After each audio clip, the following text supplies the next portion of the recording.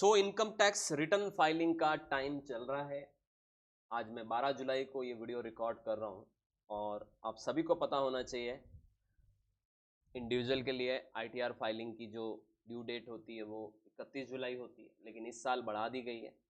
और अभी अभी रिसेंटली कल 11 जुलाई को आईटीआर 2 और 3 के ऑफलाइन यूटिलिटी को लॉन्च किया इनकम टैक्स डिपार्टमेंट ने। यानी आप समझ लीजिए हर साल आपका मई, जून, जुलाई, अगस्त, सितंबर ये वो महीने होते हैं जब हम आईटीआर फाइल करते हैं, अपनी इनकम दिखाते हैं सरकार को। ये जो टॉपिक मैं पढ़ा रहा हूँ ये सिर्फ कॉमर्स वालों के लिए या जो अकाउंटिंग बैकग्राउंड से डील करते हैं या जो जुड़े हुए हैं उनके लिए ही नहीं है। ये टॉपिक हर उस व्यक्ति से जो आय कमा रहा है। अब वो कैसे कमा रहा है, कहाँ से कमा रहा है, इन पर आज हम चर्चा करेंगे। इनकम टैक्स डिपार्टमेंट हमेशा आय को 5 भागों में विभक्त करता है। यानी इनकम टैक्स डिपार्टमेंट के अनुसार आय कितनी प्रकार की होती है? 5 प्रकार की होती है। सैलरी से इनकम कमाना, रेंट की इनकम कमाना हाउस प्रॉपर्टी हेड के अंतर्गत टैक्सेबल होती है। व्यापार से कोई इनकम हो रही है, प्रोफेशनल इनकम हो रही है तो बिजनेस इनकम मानी जाती है, पीजीबीपी हेड से टैक्सेबल होती है। कोई आपने पूंजी संपत्ति बेची है, कैपिटल असेट सेल किया, उससे कोई इनकम हुई तो कैपिटल गेन में ट्रीट होती है वो। और इंटरेस्ट और डिविडेंड जैसी इनकम या कोई कैजुअल इनकम आपकी अदर सोर्सेज में टैक्सेबल होती है। यानी आयकर डिपार्टमेंट यानी इनकम टैक्स डिपार्टमेंट हमारी इनकम को 5 भागों में बांटता है और उनके मुताबिक हम 5 तरीके से इनकम कमाते हैं। लेकिन आज मैं आपको बताने वाला हूं 23 तरीके, यानी आय के 23 टाइप्स, 23 टाइप्स ऑफ इनकम पर आज हम थोड़ी डिटेल में डिस्कस करेंगे और समझाऊंगा मैं आपको अकाउंटिंग के नजरिए से भी और इनकम टैक्स के नजरिए से। यानी टॉपिक छोटा है लेकिन मैं इसको बड़ा बना के आपको बताऊंगा, इसलिए बने रहिएगा एंड तक इस वीडियो के, ताकि आपको कंप्लीटली समझ में आ सके कि हम किस किस प्रकार की इनकम आज की तारीख में कमाते हैं और वो इनकम हमें अकाउंटिंग में कैसे दिखानी होती है और इनकम टैक्स के पॉइंट ऑफ व्यू से उस इनकम को हम कैसे शो करते हैं। तो चलिए डिटेल में डिस्कस करते हैं। सबसे पहली प्रकार की इनकम यहां पर आपको दिख रही है, एक्टिव इनकम। देखिए कभी भी ध्यान देना, एक्टिव इनकम का मतलब यह होता है कि जो मेन मुख्य एक्टिविटी से आप पैसा कमा रहे हो, इनकम जो आपकी डायरेक्ट और ऑन गोइंग एफर्ट से आ रही है, उसको एक्टिव इनकम कहते हैं। आप साहब सुबह से शाम तक 10 घंटे की जॉब करके आते हो तो आपकी एक्टिव इनकम सैलरी है जो आपको महीने के एंड में मिलती है। साहब आप सुबह दुकान पे जाते हो, रात को दुकान बढ़ा के घर पे आते हो, आपकी एक्टिव इनकम बिजनेस है जो आपको बिजनेस से हो रही है।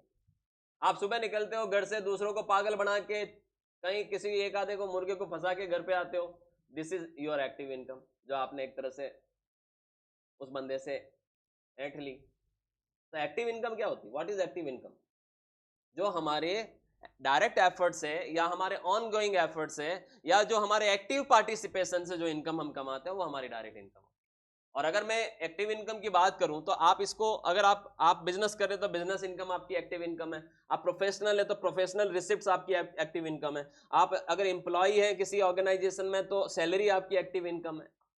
आप ब्याज पर पैसे देने का काम करते हैं तो ब्याज आपकी एक्टिव इनकम है। याद रखिएगा, जिस तरीके का आप काम करते हैं और उसमें आप अपना ज़्यादा समय और ज़्यादा डायरेक्ट एफर्ट्स डालते हैं, एक्टिव पार्टिसिपेशन दिखाते हैं, that is your active income. In case of business, अगर आप अकाउंटिंग के दृष्टिकोण से बात करें तो अगर कोई बिजनेस अकाउंटिंग में अपनी एक्टिव इनकम दिखा रहा है तो वो डायरेक्ट इनकम दिखाएगा उसको, क्योंकि ऑब्वियस सी बात है, जैसे आप मान लो आपके कपड़े की दुकान है तो आपकी जो क्लोथिंग से जो सेल हो रही है, जो क्लोथिंग की सेल हो रही है, कपड़ों की जो सेल हो रही है, वो आपकी एक्टिव इनकम है, वो आपकी डायरेक्ट इनकम है। याद रखिए, उसे हम क्या मानते हैं? डायरेक्ट इनकम मानते हैं। अगर मैं कहीं प्राइवेट ट्यूशन पढ़ाता हूं तो वो ट्यूशन इनकम मेरी एक्टिव इनकम है, वो मेरी डायरेक्ट इनकम है एक तरह से, क्योंकि वो मेरी main activity, major activity, operational activity हो गई वो आपकी।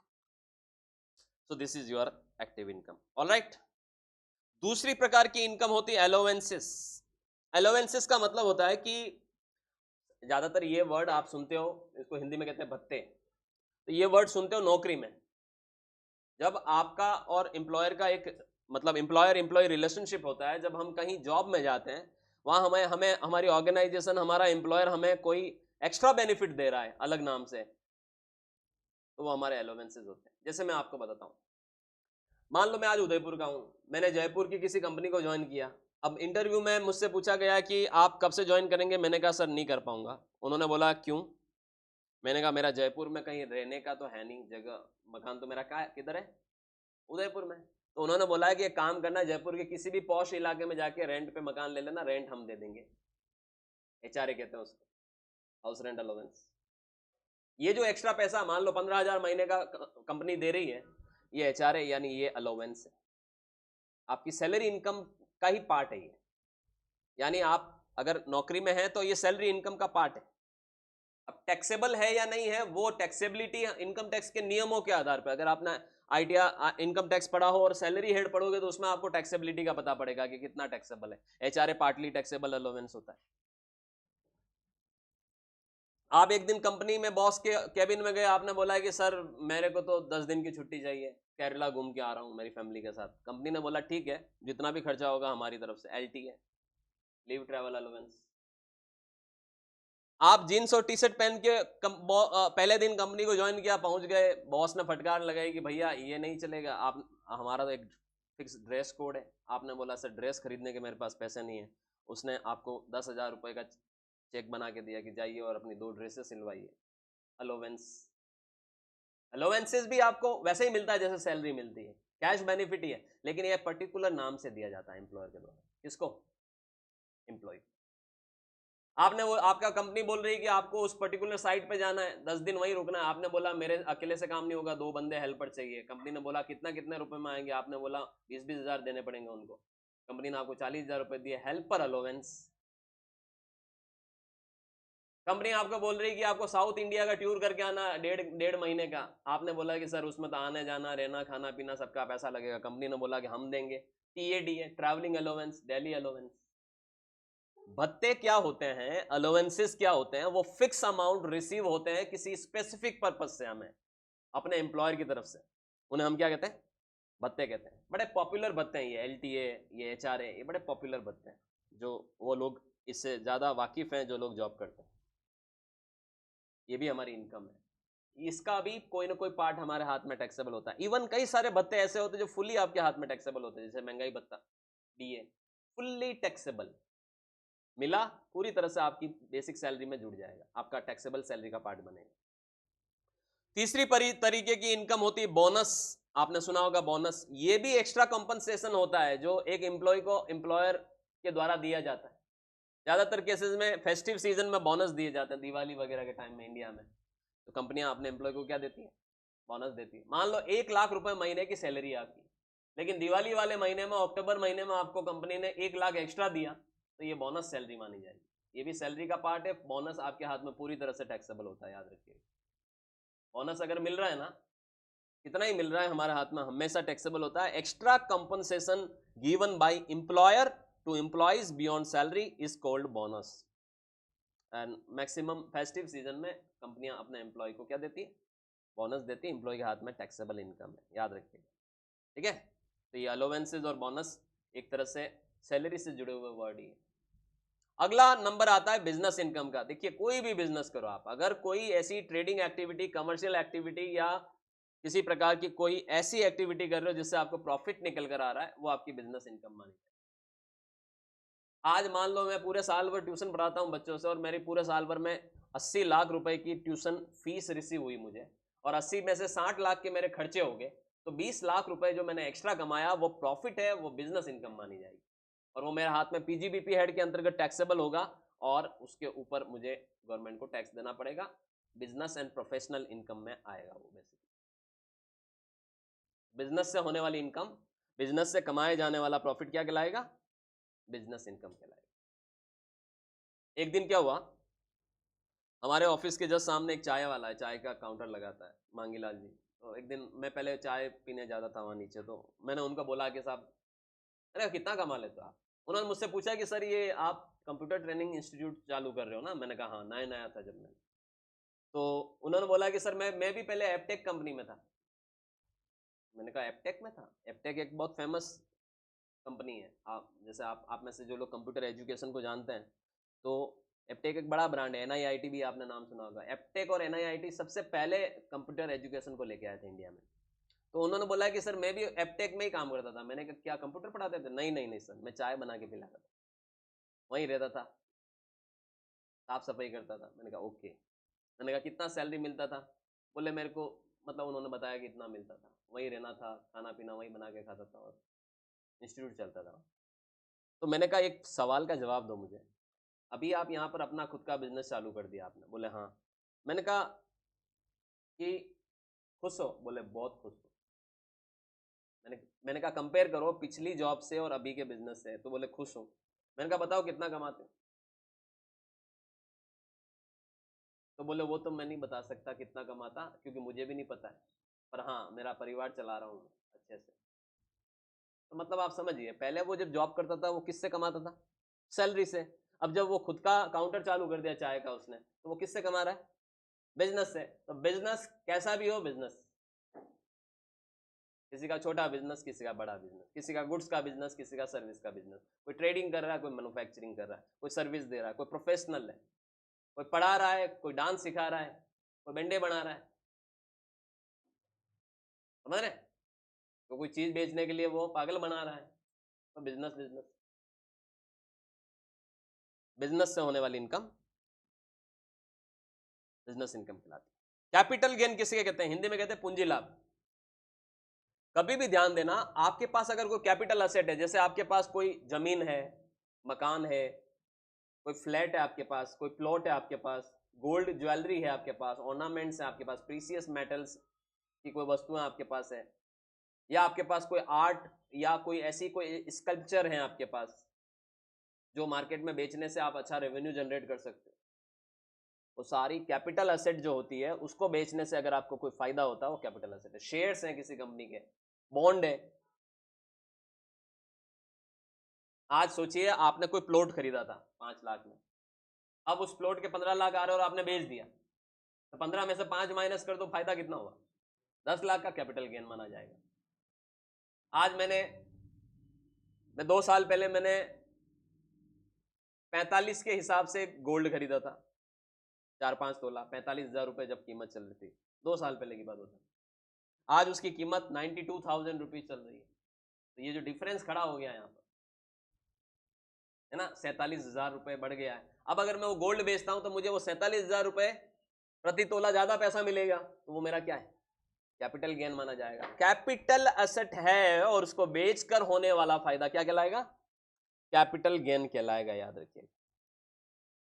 ये कैपिटल गेन की इनकम कैपिटल गेन में आती है, हमेशा ध्यान देना। इनकम फ्रॉम कैपिटल गेन में टैक्सेबल होती है। 2 तरीके का होता है ये भी, लॉन्ग टर्म और शॉर्ट टर्म, और इसकी पूरी कैलकुलेशन और इस पर टैक्स की रेटें भी अलग अलग होती है। उसके लिए आपको डिटेल में इनकम टैक्स सीखने की जरूरत है। अगली जो इनकम है वो कमीशन की इनकम है। अगर कमीशन इनकम आती है तो देखिए, मैं अभी आपको ये सारी इनकम को बताता भी चलता हूं इनकम टैक्स के पॉइंट ऑफ व्यू से कि कौन से आईटीआर में हम दिखा सकते हैं। एक्टिव इनकम में अगर आप नौकरी कर रहे हो, सैलरी है, तो आपकी सैलरी इनकम में आएगी, और बिजनेस है तो आपका पीजीबीपी हेड के अंतर्गत टैक्सेबल हो जाएगा, याद रखिएगा। अलोवेंसेज आपकी सैलरी इनकम में जाता है, ध्यान देना। बोनस आपका सैलरी इनकम में जाता है। आईटीआर 1 सैलरी इनकम ऐसी है जो आईटीआर 1, 2, 3 सब में दिखाई जा सकती है, 4 सब में दिखाई जा सकती है। सैलरी इनकम चारों आईटीआर में दिखाई जा सकती है। इंडिविजुअल 4 तरह के आईटीआर फाइल करता है, 1, 2, 3 और 4, सैलरी सब में दिखाई जा सकती है। पीजीबीपी जो है वो आईटीआर 3 और 4 में दिखाई जा सकती है, और बिजनेस इनकम वही 3 और 4 में दिखाई जा सकती है, तो ये भी पीजीबीपी में आएगी।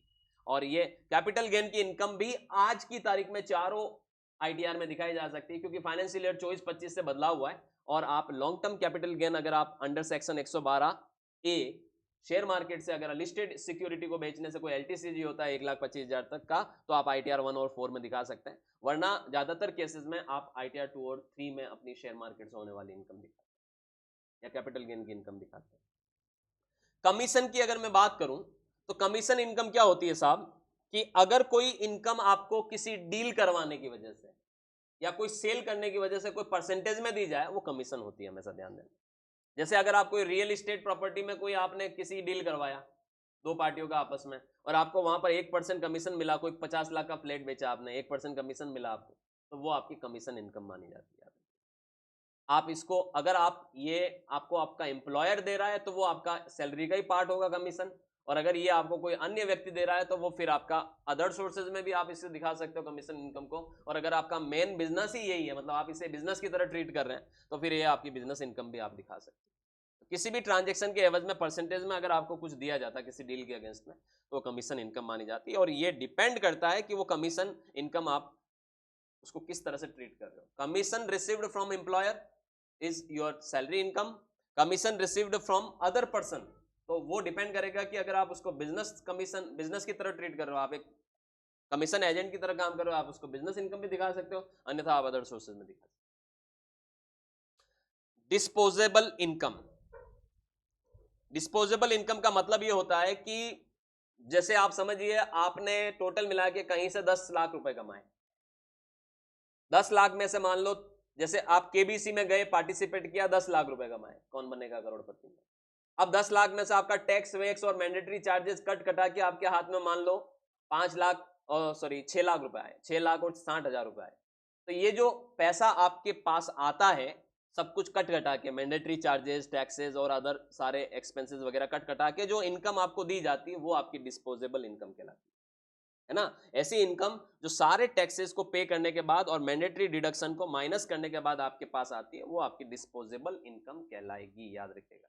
जैसे 10 लाख में से आपको अगर 6,60,000 मिले तो ये 6,60,000 आपकी डिस्पोजेबल इनकम कहलाएगी। डिविडेंड इनकम, अगर आपके पास कोई कंपनी के शेयर्स हैं, आपने किसी कंपनी के शेयर्स खरीद रखे हैं, कंपनियां आपको अपने मुनाफे में से कुछ पैसा डिविडेंड के रूप में देती है, वो डिविडेंड इनकम कहलाती है। अदर सोर्सेज में टैक्सेबल होती है, इनकम फ्रॉम अदर सोर्सेज मानी जाती है डिविडेंड इनकम। क्या मानी जाती? Income from other sources. आजकल तो बहुत लोग शेयर मार्केट का करते हैं, मोबाइल से ही आप लोग कर लेते हो, है ना, डिस्काउंट ब्रोकर से के थ्रू आप अपना डीमेट अकाउंट खुलवा के शेयर्स खरीदते बेचते रहते हो। तो आपने ऐसी किसी कंपनियों के शेयर खरीदे जिन पर आपको time to time regular dividend मिल रहा है, तो वो आपकी डिविडेंड इनकम मानी जाती है, हिंदी में कहते हैं लाभांश। फिर आता अर्न्ड इनकम, कोई भी इनकम आपने रिसीव होगी, कोई एक्टिव काम के बदले में कोई इनकम आपको रिसीव होगी, किसी सर्विस के बदले में कोई इनकम आपको रिसीव होगी, वो अर्न्ड इनकम कहलाएगी। समझ रहे? जैसे मान लो आपको कोई, आप एक कॉन्ट्रैक्टर है और आपको कोई कॉन्ट्रैक्ट दिया गया, 5 लाख रुपए का कॉन्ट्रैक्ट है, आपने 5 लाख का काम कर लिया, आपका कॉन्ट्रैक्ट पूरा हो गया, मतलब 5 लाख की इनकम क्या हो गई आपकी? अर्न हो गई, कमा लिया आपने, तो उसे कहते हैं अर्न्ड इनकम। समझ रहे हैं? जब आपने किसी काम के बदले में, सर्विस के बदले में कोई दाम तय हुआ है और आपने अपनी सर्विस क्या कर दी है, दे दी है, अब वो इनकम आपको जो मिलेगी वो अर्न्ड इनकम कहलाएगी, क्योंकि आपने उसे कमा लिया। अर्न्ड का मतलब क्या होता है? कमा ली गई इनकम, याद रखिए। गवर्नमेंट पेमेंट्स, अगर गवर्नमेंट आपको किसी तरीके की कोई इनकम देती है या कोई इनकम आपको गवर्नमेंट से प्राप्त होती है, कोई सब्सिडी प्राप्त हो रही है, कोई पेंशन प्राप्त हो रही है, कोई अनएम्प्लॉयमेंट बेनिफिट प्राप्त हो रहा है, आपने देखा होगा भारत में वृद्धावस्था पेंशन मिलती है, विधवा पेंशन मिलती है, बेरोजगारी भत्ता मिलता है, गवर्नमेंट की तरफ से अगर आपको कोई सहायता राशि दी जा रही है वो गवर्नमेंट पेमेंट्स कहलाएंगे। ऑलराइट, एलपीजी की सब्सिडी एक तरह का एग्जाम्पल है उसी का। विडो पेंशन हो गया, अनएम्प्लॉयमेंट पेंशन हो गया, ओल्ड एज पेंशन हो गया, these are the government payments.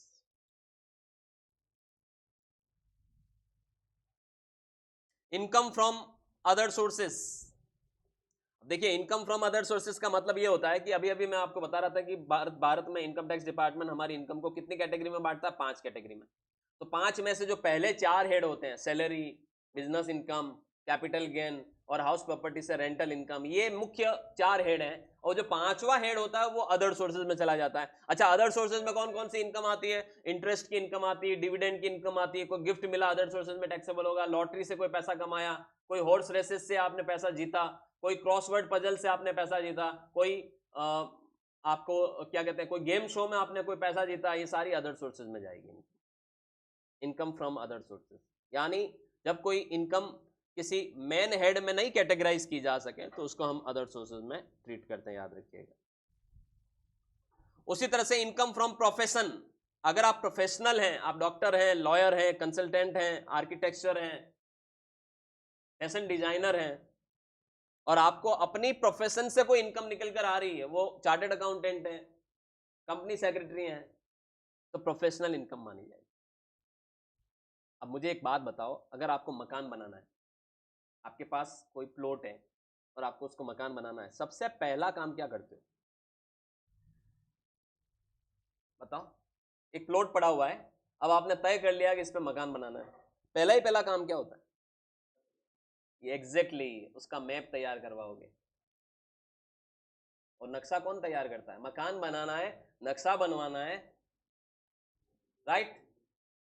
आप मंदिर में गए, वहां वो पंडित जी पूजा करते हैं, उनसे मिले कि पंडित जी मेरे मकान का नक्शा बनाना है, तो क्या आपने राइट व्यक्ति को अप्रोच किया? बताओ, किसके पास जाओगे? हैं?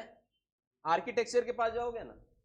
वही तो आपको मकान का नक्शा बनाएगा, वही तो उस नक्शे को ऑथेंटिकेट करेगा, और वो राइट व्यक्ति है, उसको जो नॉलेज है वो आपको नहीं है या किसी अन्य व्यक्ति को नहीं है। लेकिन एक दिन सुबह आपके पेट में जोरदार दर्द उठा, आपकी मम्मी ने बोला है कि वो आर्किटेक्ट से जिन्होंने अपना मकान का नक्शा बनाया उसके पास जा, तो तेरा दर्द सही कर देंगे। क्या वो राइट पर्सन है? तो आप समझ सकते हैं प्रोफेशनल क्या होता है। प्रोफेशनल उस व्यक्ति को कहते हैं जो वो उस तरीके की सर्विस दे रहा है जो उसमें पारंगत है, जिसमें उसके पास नॉलेज है, जिसमें उसके पास डिग्री है, जिसमें उसके पास एक्सपीरियंस है, एक्सपोजर है, और वो काम वही बेहतरीन तरीके से कर सकता है। डॉक्टर ही आपका इलाज कर सकता है, तो एडवोकेट या लॉयर ही आपका केस लड़ सकता है। यार ये फेमस सर्जन है, तो मेरे ये भाई भाई के जमीन का विवाद चल रहा है, तो कोर्ट में इनको क्यों ना लड़ाया जाए, इनको हायर कर देते हैं, ये अपनी तरफ से डिफेंड करेंगे। यार उसका काम अलग है, समझ रहे हैं? तो प्रोफेशनल इनकम का मतलब ये हुआ कि अगर आप एक प्रोफेशनल हैं और आप अपने इंडिपेंडेंट प्रोफेशनल वर्क से कोई पैसा कमाते हैं तो वो प्रोफेशनल इनकम कहलाएगी। डॉक्टर, लॉयर बेहतरीन एग्जांपल है इसकी। फिर आता है इंटरेस्ट इनकम। अगर आपने किसी भी जगह पर कोई डिपॉजिट्स किए हुए हैं, बैंक में किए हुए हैं, कोऑपरेटिव सोसाइटी में किए हुए हैं, या किसी संस्था के पास आपके कोई पैसा जमा है, एफडी, आरडी, सेविंग अकाउंट आपका है, और उस पर आपको जो ब्याज से इनकम हो रही है वो आपकी इंटरेस्ट इनकम कहलाती है। अदर सोर्सेज में टैक्सेबल होती है। प्रोफेशनल इनकम पीजीबीपी हेड में टैक्सेबल होती है, याद रखिए। इंटरेस्ट इनकम अदर सोर्सेज में टैक्सेबल होती है। ऑलराइट। इन्वेस्टमेंट इनकम, अगर आपने कोई शेयर्स वगैरह खरीद रखे हैं, आपने कोई बॉन्ड खरीद रखे हैं, म्यूचुअल फंड्स खरीद रखे हैं, और उस पर अगर आपकी कोई इनकम निकल कर आती है तो वो इन्वेस्टमेंट इनकम कहलाएगी। याद रखिए, उस पर आप कुछ पैसा कमाते हो। देखो नाम अलग अलग है, बट हम ये कैपिटल गेन में ट्रीट करेंगे इसको। इन्वेस्टमेंट, अगला वर्ड आ रहा है इन्वेस्टमेंट। जब आप किसी पैसे को पैसा कमाने के लिए लगाते हो, मेरे से किसी ने सवाल किया था किसी वीडियो पर कि सर फिक्स्ड एसेट्स में और इन्वेस्टमेंट में क्या फर्क होता है? मैंने कहा फिक्स्ड एसेट समय के साथ डेप्रिसिएट होती जाएगी और इन्वेस्टमेंट समय के साथ एप्रिसिएट होता जाएगा। फिर वो बोले कि सर मैं नहीं समझा, फिर भी आप बढ़िया तरीके से समझाओ। मैंने कहा देख, अगर मैंने 3 लाख रुपए की रॉयल इनफील्ड खरीद ली तो ये मेरा फिक्स्ड एसेट्स है, और अगर मैंने 3 लाख रुपए के रॉयल इनफील्ड के शेयर खरीद लिए कंपनी के तो ये मेरा इन्वेस्टमेंट है। मैंने कहा 5 साल बाद वापस से हम उस 3 लाख को ओवरव्यू करेंगे, तो मैंने कहा 5 साल बाद मेरी मोटरसाइकिल कितनी वैल्यू की होगी? मैंने कहा मैं तुझे बेचने जाऊंगा, 3 लाख देगा क्या? बोले नहीं दूंगा सर। मैंने कहा इसीलिए ये फिक्स्ड एसेट्स है, समय के साथ डेप्रिसिएट हो रही है। लेकिन जब 5 लाख बाद आप उस कंपनी के शेयर बेचने जाओगे तो हो सकता है वो डबल हो जाए। तो ये डिफरेंस है इन्वेस्टमेंट और फिक्स्ड एसेट्स में। इन्वेस्टमेंट पैसा कमाने के लिए किए जाते हैं।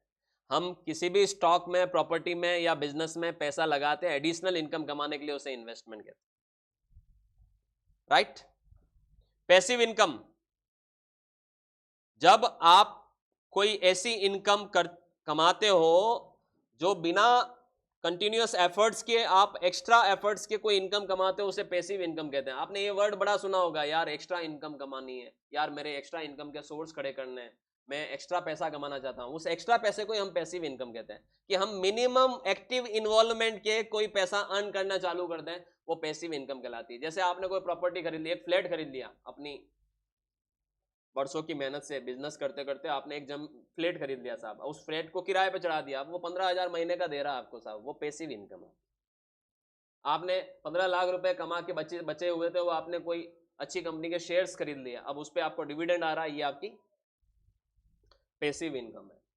ध्यान देना, बिना एक्टिव एफर्ट्स के आप कोई अर्निंग शुरू कर देते हैं, वो पैसिव इनकम कहलाती है, और हर व्यक्ति इसकी तलाश में रहता है। कि मेरी मुख्य इनकम, मेरा मेन कारोबार तो ये है ही है, लेकिन मैं साइड बाय साइड मेरे यहाँ से भी इनकम आ रही है, वो मेरी पैसिव इनकम। जैसे आज यूट्यूब से हमें, मैं आपको यूट्यूब पे पढ़ा रहा हूँ, तो यूट्यूब से हमें एड से रेवेन्यू भी जनरेट हो रहा है, तो ये हमारी पैसिव इनकम है, मतलब बिना एक्स्ट्रा एफर्ट्स किए ये हमें इनकम निकल कर आ रही है, पैसिव इनकम। अगला है पेंशन। जब आप एक लंबा समय जॉब में रहने के बाद रिटायर होते हैं, तो उस रिश्ते की वजह से, एम्प्लॉयर एम्प्लॉय रिलेशनशिप की वजह से रिटायरमेंट के बाद आपको अगर कोई बेनिफिट जनरेट होते हैं तो वो पेंशन कहलाती है। यानी देखिए ये पेंशन, अब इसको अगर बहुत डिटेल में बात करूं, इनकम टैक्स के पॉइंट ऑफ व्यू से बात करूं, तो पेंशन हमें हमेशा बेसिकली दो तरीके से देखनी होगी, मंथली पेंशन और कम्यूटेड पेंशन। तो कम्यूटेड और अनकम्यूटेड पेंशन हम इसको नाम दे सकते हैं। एक साथ जब हमें रिटायरमेंट के वक्त हमारा पैसा मिलता है वो कम्यूटेड पेंशन कहलाता है, और जब आप रिटायरमेंट के बाद आपको जैसे मंथ टू मंथ मिलता है वो आपकी मंथली पेंशन कहलाता है। तो अगर आपने पहले कहीं जॉब की हुई होती है, फॉर्मर एम्प्लॉई है आप किसी ऑर्गेनाइजेशन के, और वहां से आपको रेगुलरली रिटायरमेंट के बाद कोई इनकम दी जा रही, दैट इज कॉल्ड पेंशन। याद रखिएगा, पेंशन इनकम को भी हमेशा हम अपनी सैलरी इनकम ही मानते हैं, ध्यान देना, पेंशन भी सैलरी इनकम ही होती है। अब टैक्सेबिलिटी के पॉइंट ऑफ व्यू से बात करें तो इसमें भी बड़ा क्राइटेरिया, गवर्नमेंट एम्प्लॉई है, अदर एम्प्लॉई है, एक साथ मिल रही है, इंस्टॉलमेंट में मिल रही है। मंथली पेंशन ऑलवेज टैक्सेबल, चाहे कोई भी हो, monthly pension always taxable in the hand of employee, and it is called salary income. Pension को भी क्या माना जाता है? सैलरी इनकम माना जाता है। अगला नंबर आता है पोर्टफोलियो इनकम। देखिए पोर्टफोलियो इनकम का मतलब ये होता है कि जब कोई व्यक्ति के पास बहुत सारा पैसा होता है, मैं मेरी काफी सारी क्लासेस में ये बोलता हूं कि सोचिए आपके पास कहीं से 1 करोड़ रुपए आ जाए। एक दिन सुबह उठे, आपके बेड पे 1 करोड़ रुपए पड़े हुए थे, तो मैं बच्चों से ये सवाल पूछता हूं कि तुम क्या करोगे? तो बड़े अलग अलग सवाल आते हैं, हर व्यक्ति की सोच क्या है, अलग है। कोई कहता है मैं बिजनेस करूंगा, कोई कहता है मैं शेयर मार्केट में लगा दूंगा, कोई कहता है मैं घर बनाऊंगा, कोई कहता है मैं प्लॉट खरीदूंगा, कोई कहता है मैं फॉरेन टूर मार के आऊंगा, कोई कहता है मैं लग्जरी कार खरीदूंगा। सबके अलग अलग सपने। कोई कहता है मैं ऐशो आराम की जिंदगी जीऊंगा। सोच सबकी क्या है? अलग अलग है। फिर मैं ये सवाल इसलिए पूछता हूं क्योंकि मेरे पास अलग अलग आंसर आते हैं। फिर मैं उन बच्चों को कहता हूं कि देखो मैं आपकी जगह होता और मेरे पास आ जाता वो पैसा, तो मैं उसको ऐसे ऐसे लगाता, इतना, थोड़ा इसमें लगाता, थोड़ा इसमें लगाता, थोड़ा इसमें लगाता, और मैं रीजन भी देता उसको बैकअप करने के लिए कि भाई क्यों लगाता, उससे क्या होता। मैंने बोला मैंने 20 लाख रुपए के ऐसी कंपनियों के शेयर खरीदता जो मैं 10 साल बाद मेरे को वो 20 लाख की जरूरत है, ताकि वो 10 साल में वो शेयर 4 गुना हो जाए। Blue chip stock, growth stock में पैसा लगाता। फिर मैं बोलता 10 लाख रुपए मैं ऐसी कंपनियों के शेयर में लगाता जो मुझे रेगुलर डिविडेंड दे रही है, उसके पीछे की मेरी एक रेगुलर मंथली इनकम चालू हो जाए या रेगुलर इनकम चालू हो जाए। मैं वहां कहीं दूर दराज के इलाकों में वहां पर मैं कोई जमीन खरीद लेता, ताकि मेरे को भविष्य में जमीन की रेटें बढ़ी हुई मुझे मिलती।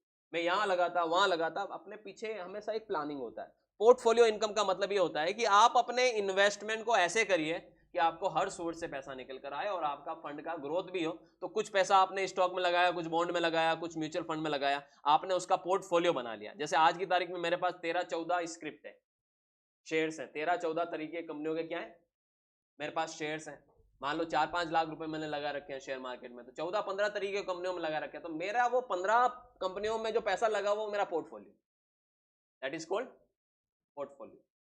कि आपने एक ही कंपनी में नहीं लगा के डाइवर्सिफिकेशन किया अपने पैसे का, कि कल को कोई शेयर नीचे जा रहा है तो कोई ऊपर जा रहा है, तो आपका पोर्टफोलियो एवरेज बढ़िया बनता रहेगा। तो पोर्टफोलियो का मतलब यही होता है कि जब आप फाइनेंशियल इंस्ट्रूमेंट में पैसा लगाते हैं तो जिस तरीके से आप उसको डाइवर्सिफाई करते हैं ताकि एक अच्छा रिटर्न आप उम्मीद कर सकें, उसको कहते हैं पोर्टफोलियो इनकम।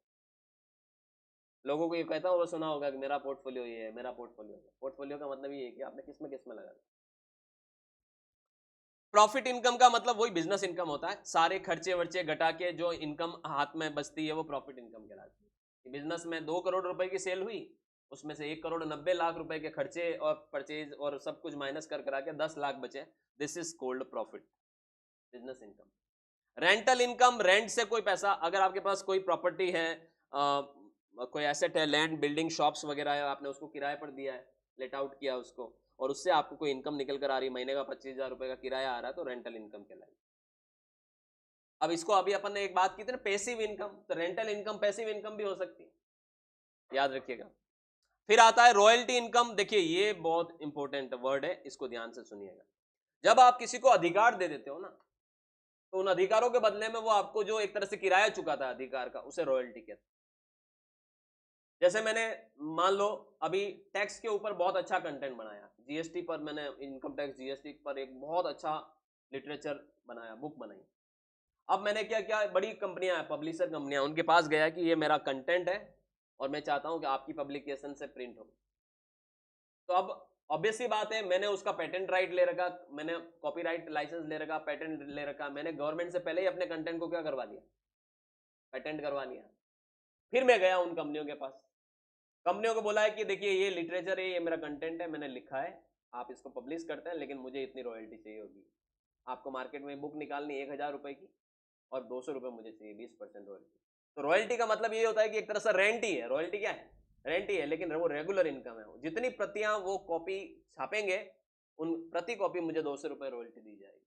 तो रॉयल्टी का मतलब होता है जब आप अपने अधिकार किसी को किराए पर दे देते और उन अधिकारों के बदले में सामने वाला आपको वो पैसा दे रहा है, ये रॉयल्टी कहलाता है। वो एक मूवी है ना अजय देवगन वाली है,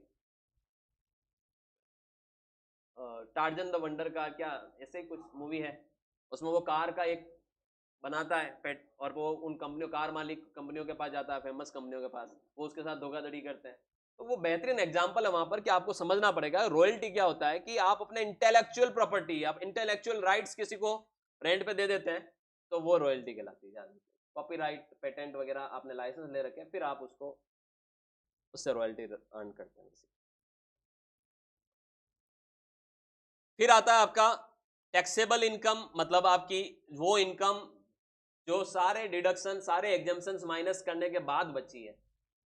जैसे मान लो आपकी महीने की 2 लाख रुपए सैलरी, यूं देखे तो 24 लाख रुपए की इनकम होगी, लेकिन उसमें से डिडक्शंस, एग्जाम्पशंस घटाने के बाद आपकी 15 लाख पे आ गई फिगर आपका, तो 15 लाख पर टैक्स लगेगा, वो टैक्सेबल इनकम कहलाएगी। क्या कहलाएगी? टैक्सेबल इनकम कहलाएगी। ऑलराइट, तो वो इनकम जिस पर टैक्स कैलकुलेट किया जाता है उसे हम कहते हैं टैक्सेबल इनकम। और लास्ट यहां पर आपको 23 नंबर पर आ रहा वेजेस। वेजेस का मतलब होता है मजदूरी। जब आप टेम्पररी इंप्लॉयमेंट में होते हैं, जब आप कोई टेम्पररी काम में होते हैं, जब आपको परमानेंट नहीं काम पे रखा हुआ है, टेम्पररी काम कर रहे हो, तो आपके एम्प्लॉयर द्वारा आपको वेजेस दी जाती, सैलरी नहीं दी जाती, मजदूरी दी जाती। मजदूरी वर्ड से ही आप समझ पा रहे हो, टेम्पररी वर्क करने के लिए दी गई राशि आपको। तो डेली, आर्ली बेसिस पर या टेम्पररी या मैनुअल वर्क के बदले में आपको अगर कोई पैसा मिल रहा है तो वो वेजेस कहलाता है। ये भी आपकी सैलरी हेड में टैक्सेबल होता है, वेजेस, याद रखिए। सो ये थी टोटल मिलाकर 23 टाइप्स की इनकम जिस पर मैंने आज यहाँ पर डिस्कस किया है। आई होप आपको कुछ ना कुछ जरूर नया सीखने को मिला होगा। अगर आपको वीडियो इस तरीके की अच्छी लगती है, कमेंट बॉक्स में जरूर बताइए, लाइक करिए, चैनल को सब्सक्राइब करिए, और प्रैक्टिकल अकाउंटेंट बनने के लिए जो कोर्सेज होते हैं, सारे कंप्लायंस के कोर्सेज, उसकी ट्रेनिंग के लिए आपको कॉमर्स अब उदयपुर की एप्लीकेशन डाउनलोड करना है। लिंक इन्हीं वीडियो के डिस्क्रिप्शन में आपको मिल जाएगा, वहां से आप अच्छे कोर्सेज परचेज करिए और हमसे जुड़िए। और अगर किसी भी प्रकार का आपको टेक्निकल कंसल्टेंसी चाहिए तब भी आप हमारी टीम से संपर्क कर सकते हैं। Thank you so much.